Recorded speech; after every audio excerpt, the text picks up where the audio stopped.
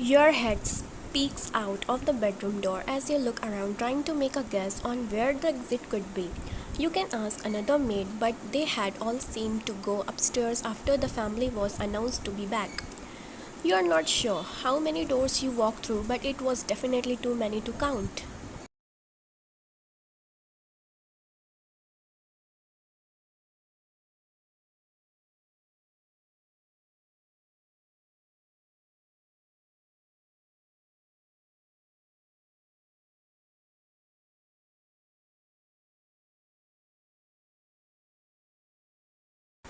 Maybe you had to go upstairs. You had really checked every door down here and none of them led to the exit.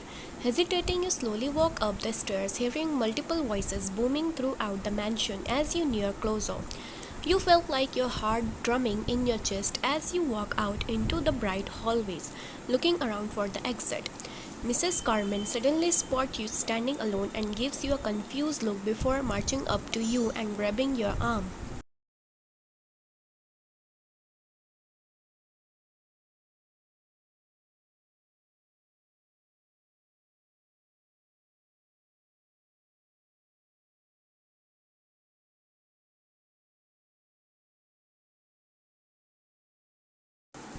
You try not to make it obvious that's where you had gotten hurt multiple times and hide the pain in your face as she grabs you down the hallway.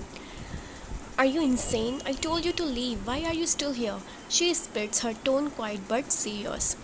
I'm sorry, I couldn't find the exit, you said, trying to catch up with her fast pace. This is not the time to be lost, she scolds, sharply turning down a hall. You gasp when you suddenly make contact with something hard, stumbling backwards and onto the ground as Mrs. Carmen's grip on you is broken. Shit, I'm sorry. You hear deep voice said from above you, and you look up from the floor to see an insanely attractive looking guy with pink hair and dark brown eyes, who looked to be 6'4". Wait, he is the same guy you saw in the alleyway.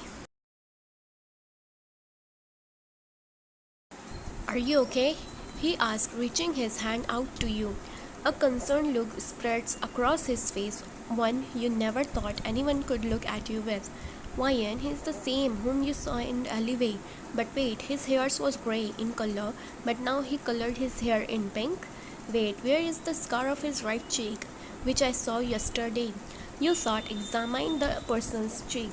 The pink color haired person cleared his throat and asked you again. Miss, are you okay?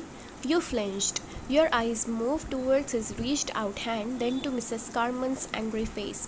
Slowly, you get up on your own, ignoring his hand. You figured Mrs. Carmen would get mad. If you spoke to him in any manner, he seems like he lived here. You only assume because of the luxury brands he was wearing and the gold watch wrapped around his wrist. The guy looks down at his rejected hand, a small smile on his face as his eyes move over to your face. You swallow the lump in your throat, looking at Mrs. Carmen for help. You wasn't sure what was going on, why this guy was staring at you, and if you were supposed to apologize or not. I sincerely apologize on behalf of her, Mr. Jungwoo. She is new to the job. Mrs. Carmen suddenly says, bowing her head slightly. You furrow your brows together at her movement and quickly follow along with her. That's all right, Angie. I don't mind it at all.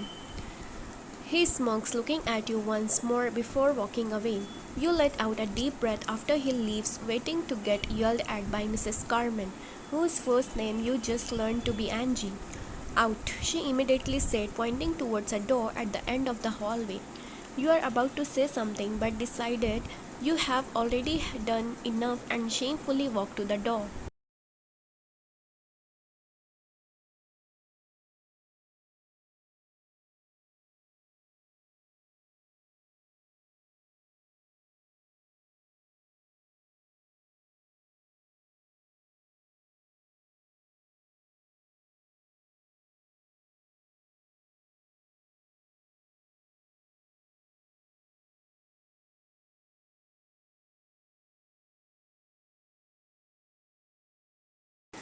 One more day of school, one more before left that hell. Where do you think you are going, heart?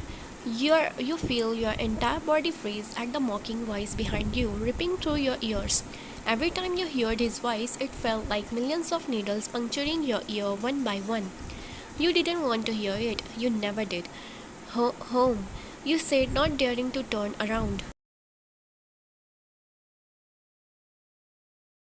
You didn't want to believe that he was behind you, that in only moments you would get beaten again. Today was your last day in the school before leaving to the Gion Estates, but of course you couldn't leave without getting caught. Of course, today you couldn't get away from the devil himself. You haven't forgotten about our deal yet, have you? He says, moving up closer behind you. You feel his racked breath against your neck, inching closer to your ear. No, of course not. You stumble out, your fingers tightly wrapped around the strap of your backpack as you stare blankly at the wall in front of you. He was alone this time, and it didn't help that there was no one else around the street. The town was usually empty in the daytime, yet it became more lively at night, with drunk students and crimes being committed nearly every hour. Good, because you should know very well by now what I'll do to you if I don't get the money. Ivan sighs, moving his mouth under your ear as his disgusting lips touch your skin. You feel hot tears run down your face as his hand touch where he shouldn't be, touching parts of your body that belong to you only. You felt like puking. Please don't. You cry out, trying to pull his burning hands away from your chest, but he only grabs onto your hand even tighter, pulling it back down. Shut the fuck up. He grits out, pushing you down on the hard cement. You was too shaky to even stop your fall and end up landing on the side of your face. You feel the cut under your eye, the blood slowly dripping down with your tears as they mix together, falling drop by drop onto the moist ground below you. The next time I see you, you meet me in the spot at 2 a.m. Got it, little bitch?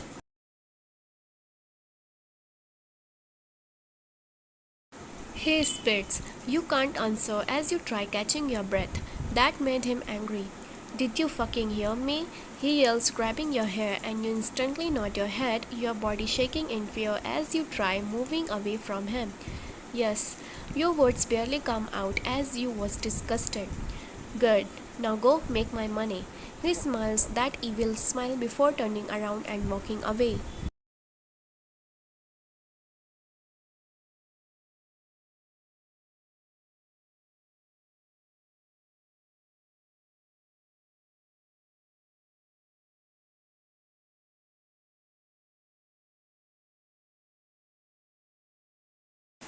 It's all silent as you pack your belongings, shower, and get dressed in a black baggy hoodie and black baggy pants.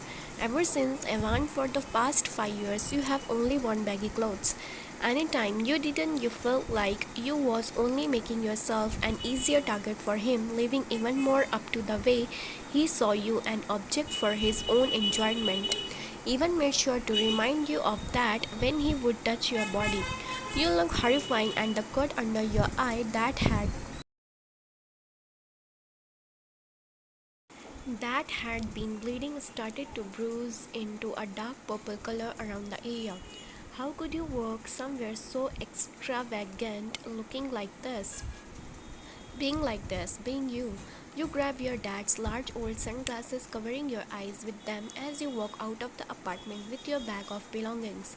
Slowly, you walk to the bus, and by the time you are in Seoul City, the sun is already down.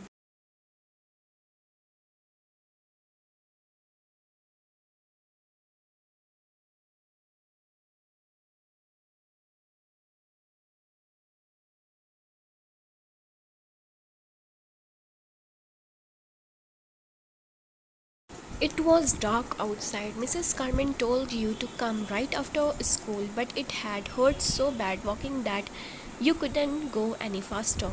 You try walking faster towards the Gion Estates this time, but fail when your legs completely gave up, causing you to fall on the ground, and that's when you broke. You cried as you slowly got up, feeling your entire body aching as you barely make it to the gates, and when you rang the bell, your tears were already wiped away.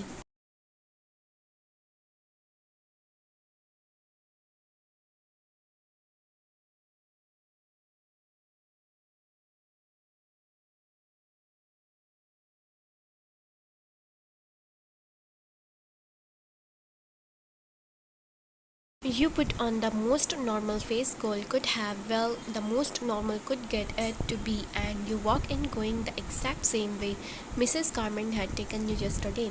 You get in your room and walk in, dropping your stuff on the ground. Your eyes trail over to the note on your desk. You took the small paper in your hands, reading the words written in neat handwriting. Get changed into your uniform and meet me in the kitchen at 8, Mrs. Carmen. You look at the time, quickly grabbing your uniform when you notice it's 7:45. The uniform was a simple black dress with a white apron and a ribbon that tied into a bow at the back. You was given black flats to wear as shoes, a name tag, and had to keep your hair tied back. You remove your sunglasses clinching at the side before you. You had no choice though.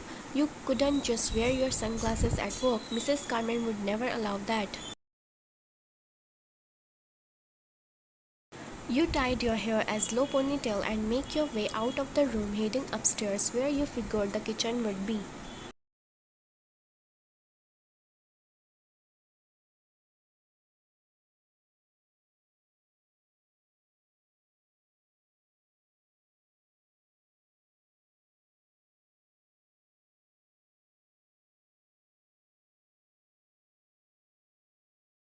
There were multiple maids curving around the house, some holding trays and others holding cleaning supplies as they moved back and forth.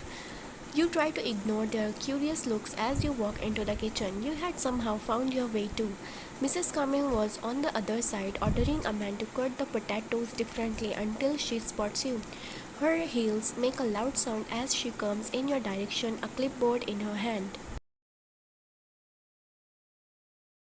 Miss Hart, follow me, she said, walking straight past you, and you nod your head, glancing at the workers in the kitchen before following behind her.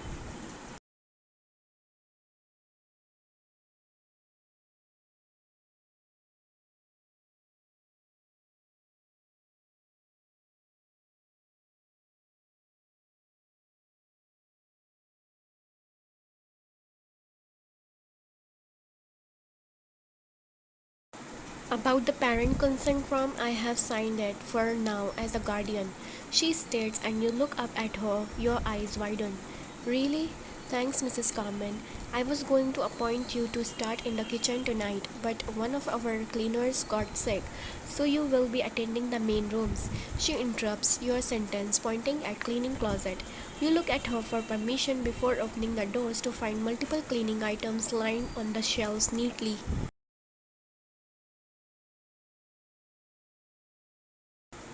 Here's all you will need. You would start with Mr. and Mrs. John's room first since they came home the earliest. Then you may do Mr. John Jungwoo. She pauses for a moment and you notice her glance at your eye before continuing to speak as if what she saw never existed. Usually, no one really paid attention to your injuries or you at all. In general, no one ever asked how your day was going, why you came to school limping, why you never smiled, why you was always so quiet. No one bothered. You never expected anyone to. Leave Mr. John Jungkook's room for last. He is usually not home until very late or never. She says, her voice lacing with annoyance as she hands you multiple cleaning supplies. The guy you ran into yesterday must have been one of the sons. Whatever his parents look like, they definitely gave him good genes. You should never be in the rooms while they are in them, so be careful with how long you take. She adds. Yes, ma'am. You say, trying not to drop anything when she adds the bottle of window spray onto your already big pile. When you are done, you may go to bed and rest early, since tonight is your first shift. she said before walking down the hall and leaving you with all the cleaning tools. You hope she wasn't too mad that your face looked like it got run over by a train. All the other maids looked so clean and put together. You felt pathetic.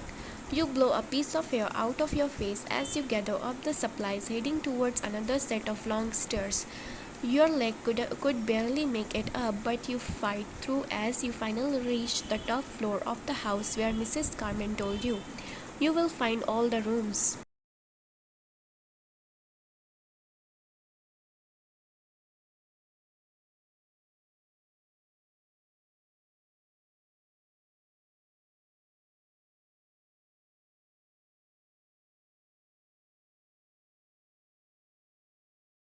Cleaning Mr. and Mrs. John's room wasn't too difficult considering they had left it pretty clean, and by the time you was finished, it was 10:30.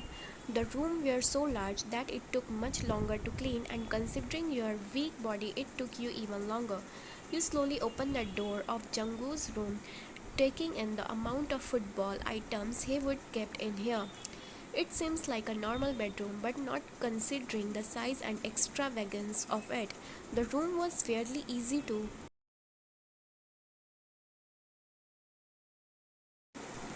clean other than the amount of dusting that had to be done due to all of the football items Jungwoo had lined up on shelves. The number 4 was on nearly every item he had, you assumed. That was his uniform number. You paused as you looked at his wall filled with pictures of him and his friends. The pictures were taken at football games, beaches, parties, multiple different countries, and in some random parking lots. You couldn't lie, you envied his life. You looked at the bright smile covering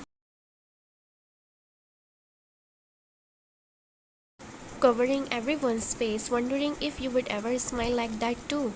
After forcing yourself out of the sudden distraction, you leave the room walking down the hallway.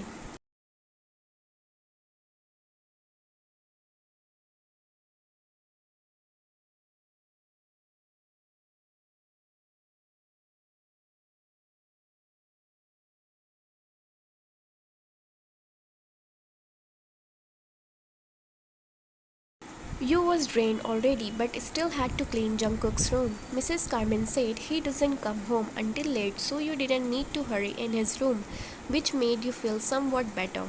Why was his room so far away from the rest of the family?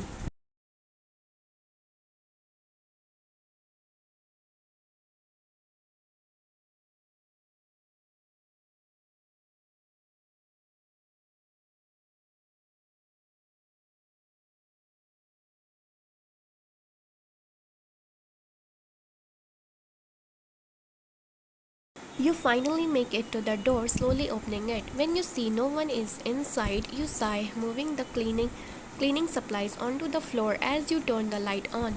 Your eyes scan the room. It was pretty empty compared to the other bedrooms, and the light was dim, contrasting with the dark furniture. What was it with them having entire home as a bedroom? You grab a clean towel and glass cleaner, deciding to start with that since the floor already looked spotless. You feel yourself drifting away as useless thoughts swirl in your head. At some point, you don't even think you was wiping the table anymore. After an hour, you finally done with the bedroom and make your way over to the door, your cleaning supplies held tightly in your hands. As soon as you reach the door, it slammed open and you gasp while stumbling back as the door nearly hits your face. Not even a second later, a guy dressed top to bottom in black, his hair dark gray and his eyes a piercing brown color walked into the room. He looked pissed, not even noticing your statue figure in the corner. You pay attention to his bloody knuckles and face swallowing the lump in your throat as you are about to sneak away. Your plan is ruined when you hear his deep voice stopping you on your tracks. Are you not going to get me a fucking towel? He orders when I'm listening his voice. Your body faces away from him as you shakily grab a clean towel, turning around with your head facing the floor as you slowly walk up to his tall figure. He snatched the towel from your hand and you felt his terrifying gaze on you. How could this guy even be brother with Jungwoo? They both seem so different. Yes, their faces is look alike because they are twins, but one was sweet and normal. This one looked like a murderer with all the blood on his face. I know you, he suddenly said as he wiped some blood off of his face with the new now red towel. YN, he finished after moving his eyes down to your name tag and furrow your eyebrows together. You took a better look at him in the dimly lit room, trying to figure out if you had seen him before, but you could barely even look into his murderous eyes that curiously looked at your face, lingering at your bruised up eye. It takes you a moment, but when you realize your stomach instantly drops, you notice how similar he looked to the guy who had bumped into you a couple of nights ago, the same one who had been running from the cops. At first, you thought it was Jungwoo, but no, that guy is stood right in front of you. The same one you told yourself not to get involved with. So, you do the most logical thing you could do in that moment. You rapidly shake your head no and turn around and scurry out of the room with your cleaning supplies tightly held in your arms.